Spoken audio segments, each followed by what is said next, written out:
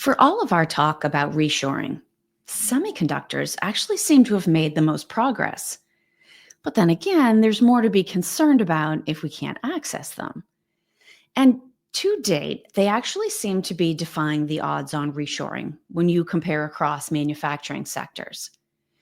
As John Martin, a journalist who's focused on the semiconductor industry, wrote for the More Than More Substack, quote, even though the world's advanced economies are largely considered post-industrial, chipmaking is an area where domestic manufacturing is now being treated as a high priority for economic and national security reasons. Which brings us the CHIPS and Science Act. Now, that law, which took effect in August of 2022, includes almost $53 billion in federal investment. That breaks out to $39 billion in subsidies for US-based chip manufacturing, $11 billion for advanced chip R&D, and additional tax breaks for chip companies, which sounds wonderful, right? But how has it actually worked in practice? As we look back almost 3 years later, you might expect there's been a little bit more talk than action. And a lot of that boils down to the challenges associated with forming productive partnerships between the public and private sectors. Now, that's always going to be complicated, even when everybody's interests are aligned. And now that the law has bridged two administrations, we're starting to see some additional changes play out as well. So in this episode of Art of Supply, I'm going to bring you up to speed on the CHIPS and Science Act, specifically looking at the commitments that have been made to date.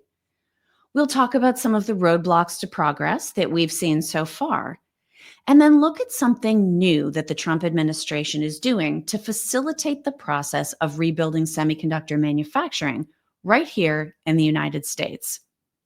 So, real quick rundown on the market.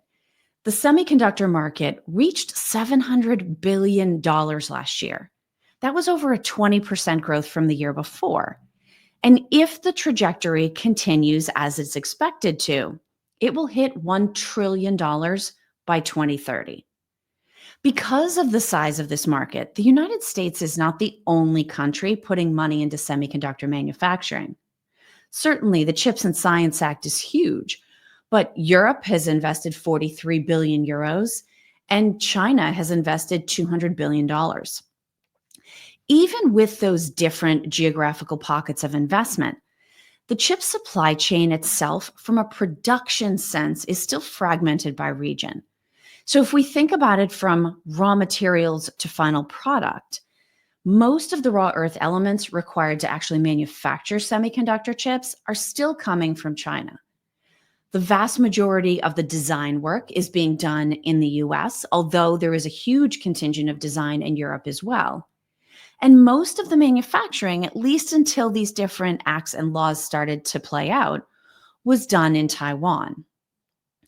Now, the US used to dominate this market. We had 40% global share in 1990, and that dropped as low as 10%. So now we're trying to reverse this trend. The interesting thing is, I'm sure there were a few people very focused on it, but nobody really cared about this until the disruptions that we saw during the pandemic revealed just how vulnerable our chip supply chains are. It officially became a national security concern, which is when you start to get funding. And a lot of those concerns are focused, as you would expect, on China. Not only are Chinese-made semiconductor chips associated with concerns about espionage or leaked IP, if they make the decision to invade or attack Taiwan, home of Taiwan Semi, the rest of the world may suddenly lose access to these chips. And these chips are absolutely everywhere. Now, because of this segmentation from raw material to design to manufacture, cost optimization has played a role in where different companies and countries specialize. Years ago, most US semiconductor companies went what they call fabless, meaning they handle the design work, and then third parties, usually overseas, either Taiwan or South Korea, handle the actual manufacturing. So you have these manufacturers, that can basically produce any design, not just their own. Even though we talk about semiconductor chips as being one big thing, there is a lot of differentiation, different kinds of products that are being created. So they're measured in nanometers. And the smaller the nanometer, the more sophisticated the chip is because the more processing you have to fit in a smaller space. So you have relatively unsophisticated chips for things like embedded applications. There's probably one in your washing machine, there's probably one in your microwave. Those are relatively simple, low cost, sold based on volume. Then there are very sophisticated chips, kind of like the ones that we now are relying upon to make all of our different AI applications work. And there's also division between memory or storage and logic. So even though we talk about where is different manufacturing happening, where are we building different fabs, where are the design capabilities, each one of the companies and each one of the countries that make this global market do have different specializations. Now, because of all of these divisions and the innovation that's taking place, there's always going to be a delay. So, certainly, there are construction delays, there are workforce training delays, but the innovation doesn't stop just because the US is trying to catch up in manufacturing. Some analysts actually think there may have to be a CHIPS Act Part 2. One of those is Patrick Moorhead. He's an insights and strategy analyst for Investors Business Daily. And he's estimated that it could take 3 to 4 years just from when the money starts to roll to when manufacturing is starting to happen. He thinks by 2030, in fact, a second act is going to be needed. And just like the innovation hasn't stopped and stood still, China has noticed that the world is trying to wean themselves off of exposure to or dependence on anything connected to China. Now, they've predominantly scaled up production in the lower end chips. So even though they're not stepping in to focus on the most sophisticated, highest end, small nanometer chips, they're still impacting the pricing in the market as a whole. They're actually flooding the worldwide market with relatively high volume, low cost chips, which, if you remember a few episodes ago, is precisely the same playbook they followed in solar panel manufacturing. It got to the point where their solar panels were available in such volumes at such low prices that literally all other global competition went out of business. Now, when we think about what companies, notable companies, have received large amounts of funding thanks to the CHIPS Act, it basically boils down to, let's say, the big six. These six companies have at least received $1 billion apiece.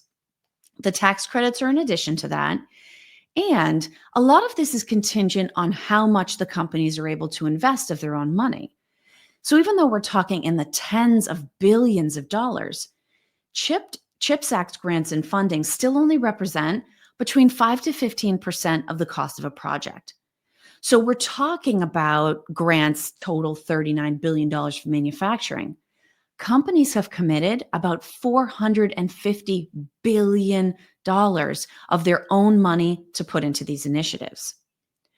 Now, at the very top of the list, we have Intel. They are almost always associated with discussions of the CHIPS Act. They've been granted just shy of $8 billion, as well as $25 billion in tax credits.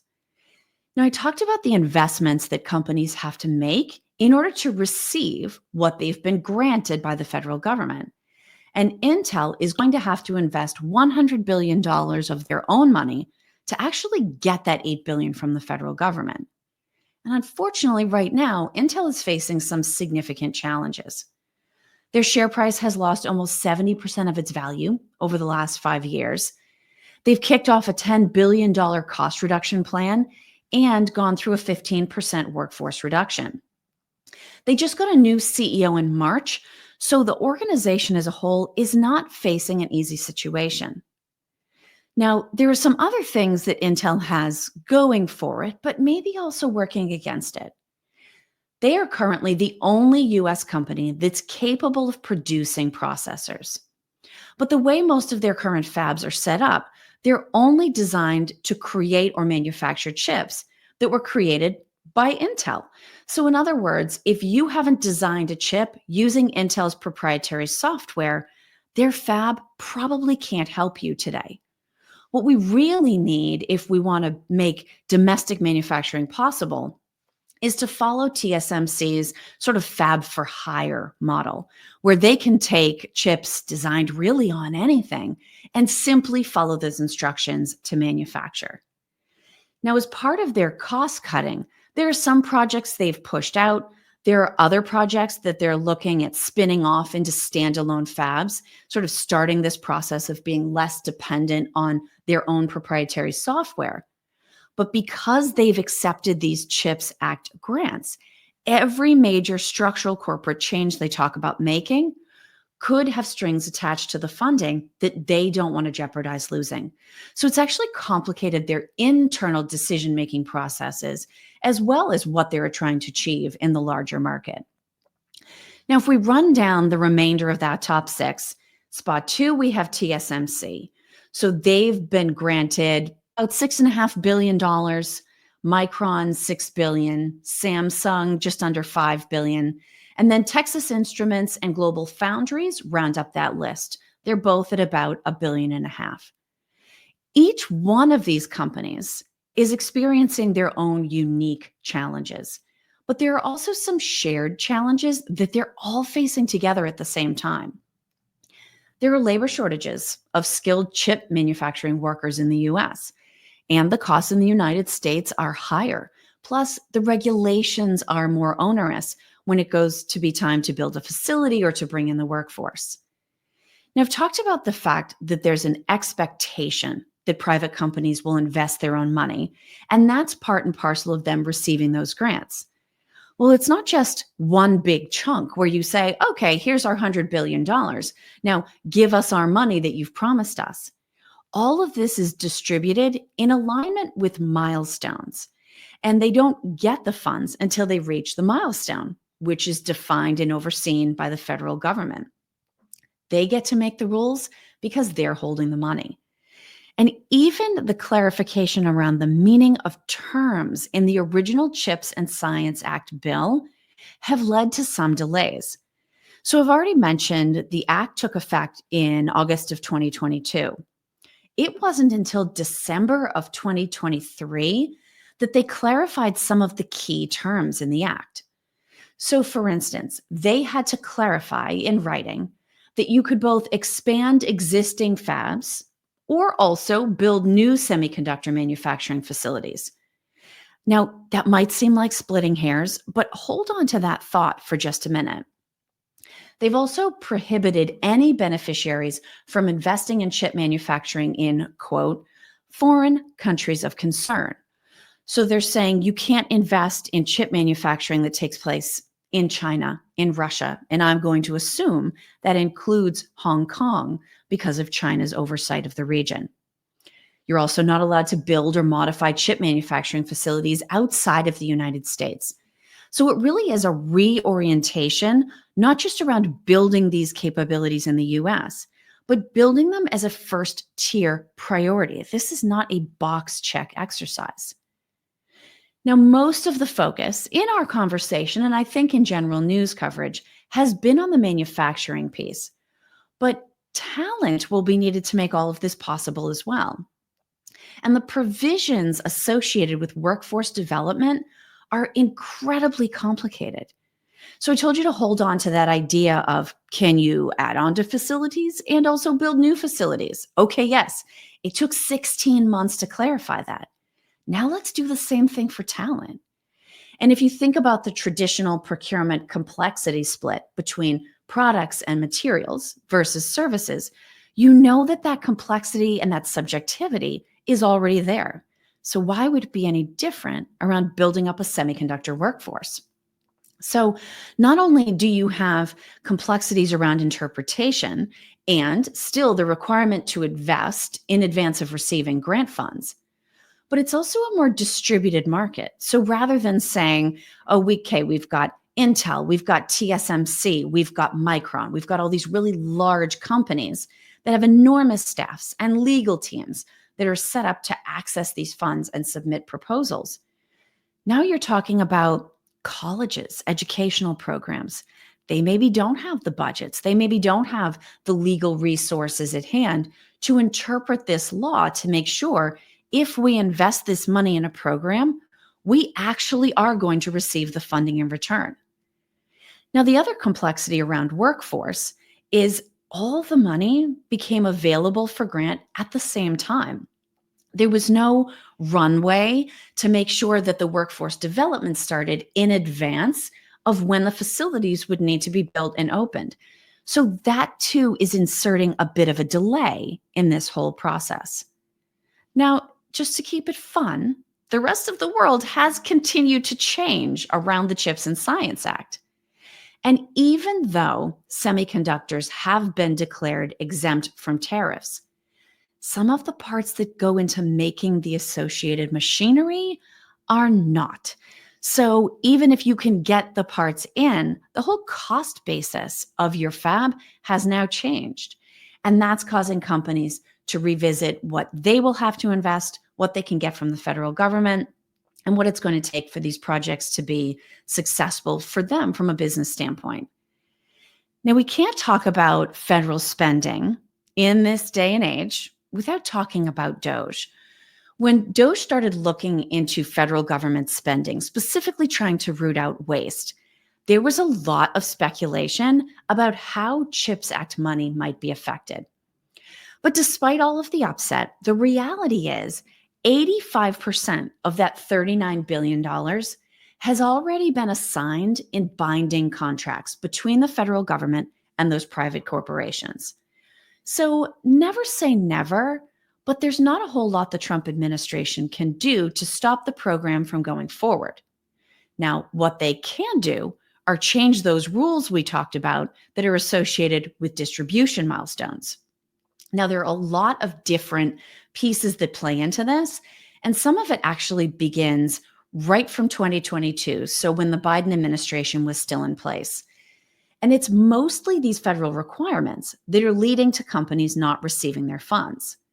So for instance, if you receive over $150 million in funding, now keep in mind, the top 6 companies that I talked about getting distributions were at least 10 times that. Intel and Taiwan Semi a whole lot more. But if you get $150 million, you have to provide childcare for your employees. You have to pay a federally regulated prevailing wage. There are environmental requirements. And so as you can imagine, a whole new consulting sector has popped up just to support companies that think they might want to apply for some of this funding. Now, in addition to those binding contracts, there are some other things leading to the CHIPS Act having some staying power.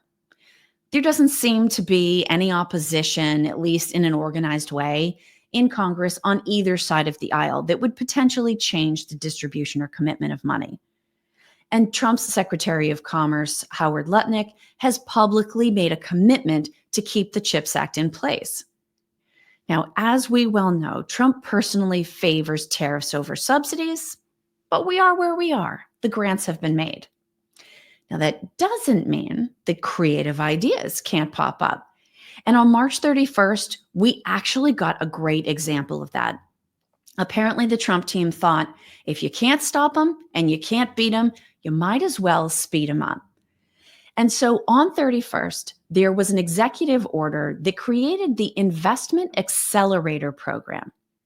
The idea is that this would step in where the current CHIPS program office is, sitting within the Commerce Department, and actually make the whole program work better. According to that executive order, the new office will focus on, quote, negotiating much better CHIPS Act deals than the previous administration had, while also reducing regulatory burdens. So despite the fact that there's been a lot of criticism from the Trump administration around how the CHIPS Act was structured and set up, he can't scrap the program. So the federal government is investing $1 billion of its own dollars to help these private investigators navigate the complex regulatory process. and to do it faster. They think by putting this office in place, they could actually reduce fab construction costs in the United States by up to 10% and even speed these projects up by 2 years. Now, with all of this investment, there's also been an adjustment to the objectives. The Trump administration has said that they want a prioritization of financial returns. So it's not just about can you stand up a fab in Arizona? It's can you stand up a fab in Arizona that will run efficiently and profitably? And because we talked about all of those different things that chips can do, from memory to logic to AI related processing, the Trump administration has also stated that they will give preference to AI related chip manufacturing. So they're not necessarily going to try to hold their ground on that lower end of the market that China is flooding. They're going to try to really make a dent and make a presence and increase global share at the more sophisticated or complex end of the market. Now, just because the funds have been granted and the federal government is assisting this program through the Innovation Accelerator, we are still locked in an enormous race. Globally, semiconductor manufacturers are in a race to get the funds, to put them into use according with an ever-changing set of government rules, to structure their own companies appropriately so that they remain competitive in the market and so that they don't run afoul of their grants. They're trying to innovate and keep their technology up to pace and also be cost competitive all at the same time. Now, I talked about the fact that 85% of that $39 billion has already been granted, but it's actually a very small percentage of that that's been handed out. Only about $4.3 billion to date, just about a tenth of the total budgeted CHIPS Act amounts. There are a lot of pieces that have to come together for this to work. Semiconductor companies have got to get their act together, right? Yes, they're running up against federal issues, but there are also internal programs and delays that are causing them to push these projects out. The federal government also needs to get its act together. I love the fact that they're stepping in to help these companies, but every time you change the rules, you start that decision-making process over. So with assistance, I think we also need a little bit of stability just to get these programs off the ground. Our workforce needs to get up to speed quickly. And as we talked about, this involves much smaller, much more distributed organizations figuring out how they can make these programs available and get people to sign up for them. And with all of this going on and all of the natural complexity, we also need to keep an eye on the horizon because semiconductors are absolutely critical. And the last thing that we want to see is them getting caught in the crosshairs of geopolitics before our domestic production capability is ready to actually fill in should we lose access to Taiwan's production.